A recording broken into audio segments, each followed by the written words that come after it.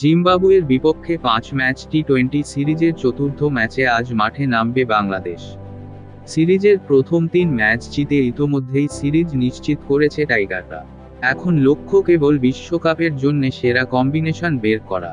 সেই লক্ষ্যেই সন্ধ্যা 6টায় মুখোমুখি হবে দুই দল। সাকিব, সৌম্য, মুস্তাফিজ ফেরায় স্বাভাবিকভাবেই পরিবর্তন আসবে টাইগারদের একাদশে। তিনজনেই যে একাদশে ফিরছেন তা অনেকটাই নিশ্চিত। লিটন দাস অফ ফর্মে থাকলেও তার ওপর আস্থা হারাচ্ছে না বাংলাদেশ ক্রিকেট বোর্ড বিসিবি। আরও সুযোগ দিতে চায় তাকে।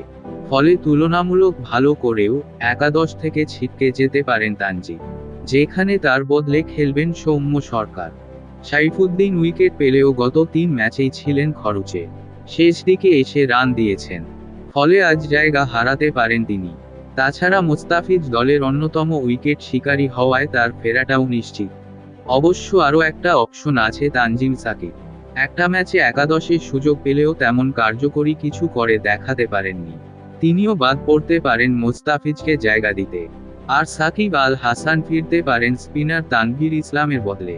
তাহলে দেখে নেওয়া যাক জিম্বাবুয়ের বিপক্ষে চতুর্থ ম্যাচে বাংলাদেশের সম্ভাব্য একাদশ।